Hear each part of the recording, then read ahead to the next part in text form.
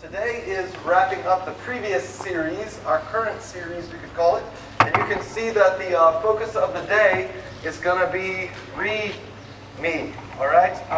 And we could say restore me, renew me, refresh me, refuel me, refill me, whatever it is that has been a concept that you've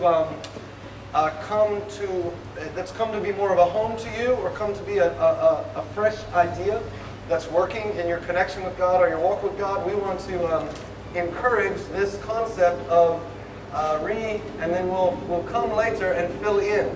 Store me, and then you'll sign at the end. And mostly it's to say, is there something real happening in your walk with God? Is there something real happening in your spiritual life? Are you just here because it's time to go to church this day, or it's time to go to church this week?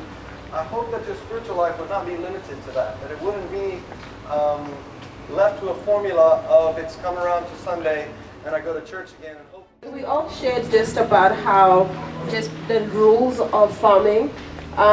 Me taking the perspective of what Jen shared about with the flowers that she gets, and then also just how when we sow, we want to reap more than what we sowed. We always want to give little and get the most out of whatever we're doing, and how we somehow to rejuvenate ourselves. It's so easy to give yourself to more, thinking that more will give you back whatever you're needing or whatever you're lacking.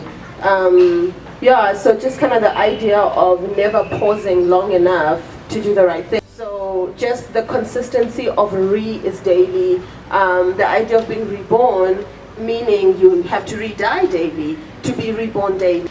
Two themes came out very strongly in our group. The first one was reconnecting with people, so relationships, and the second one was sustainable energy and sustainable lives. This series has really challenged them to relook at their relationships, relook at not living just for themselves, but connecting with the community that God has put them in, and really being able to give of themselves to people, and revive those relationships and really invest in them. The analogy of wind, water, solar and fire were really powerful for us in thinking about what are the ways that we can sustainably live this life in the world.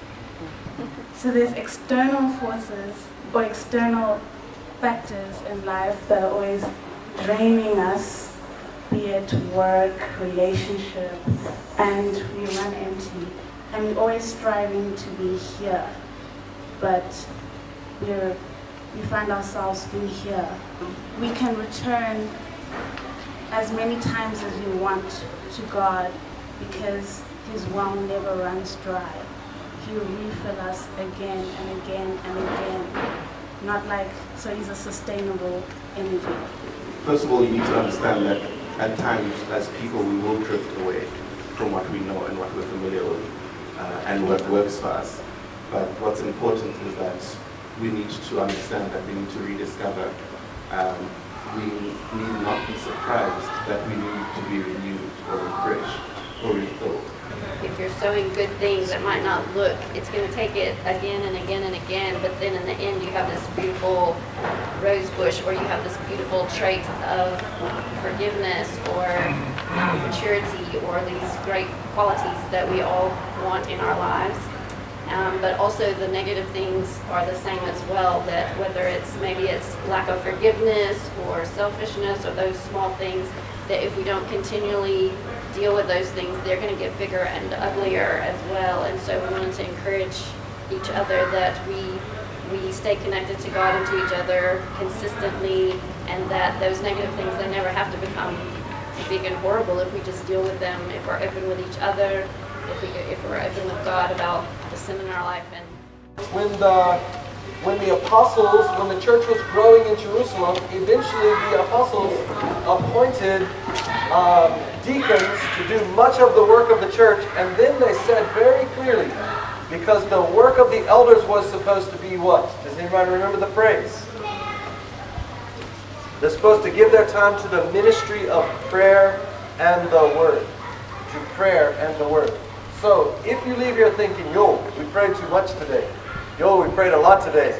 I'm afraid it may reflect a the poverty of the way we think about prayer and the Word, we would be over Word focused and under prayer focused, possibly as a people. Remember it for your discipleship groups. What about a group where you just gather, get in the floor on your knees, face to face, don't discuss anything, don't pontificate about all the important and all those things in life. Get on your knees together, mess up your hair, and pray. You know, take off your shoes and just circle up and pray. Do you understand? So let's be a people of the Word and prayer. We're certainly not saying let's be less of the Word, but we're saying let's be more of prayer. Everybody feel?